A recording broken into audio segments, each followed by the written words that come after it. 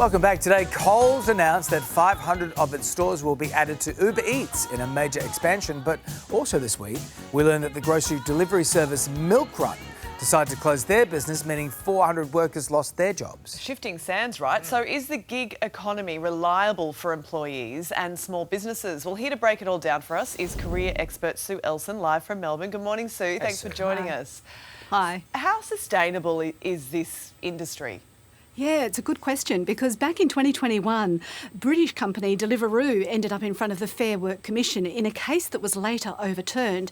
But what it meant was the government said that the Fair Work Commission can actually enforce orders for minimum pay and conditions for anybody doing employee-like work. So on the behalf of the employees, yes, they could be protected, but the companies themselves, unless they're making a profit, they're going to find it difficult. So can you explain how this gig economy works, and is it actually worthwhile?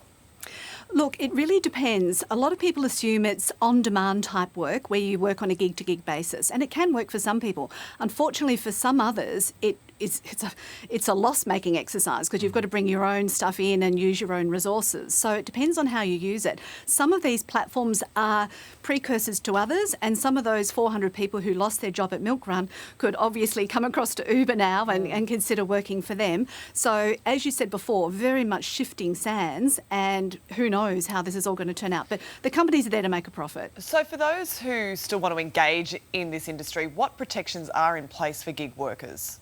Well, if they are classified as employees, then they are entitled to workers' compensation. But if they're an independent contractor using their own Australian business number, then they're going to have to get their own form of insurance. So that's something to watch out for. Now, the other concern is that if you're getting all of your income from one of these contracts, the Australian government will identify that and will cancel your ABN. So it might sound harsh, but it's kind of a way to protect you as well. But there are also reports that gig workers are missing out on about $400 million per year in retirement savings. So can we see gig workers receiving super? Well, essentially, if they're doing that employee-based work, then yes, they would be classified as an employee and they should be entitled to that superannuation. But as a gig worker myself, I actually believe it's important to have at least 3 months of savings in the background so that if you lose any gigs that you can keep going yourself. But I think it's also incumbent upon you to make an effort to save for your own retirement. So every time you get paid, see if you can put the usual 10, 11% into super yourself. Okay. You know, I think Milkrun just couldn't compete in the end with the big players in this area. Where do you see this industry, the gig economy, going long term?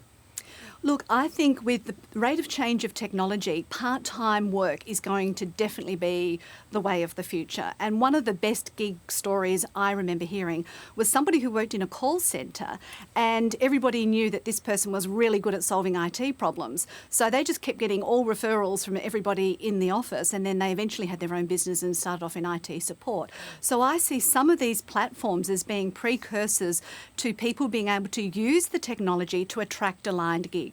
So if you went on a different type of platform and tried to be a house cleaner, the cheapest one in the local area, that's not going to lead to ongoing sustainable pay.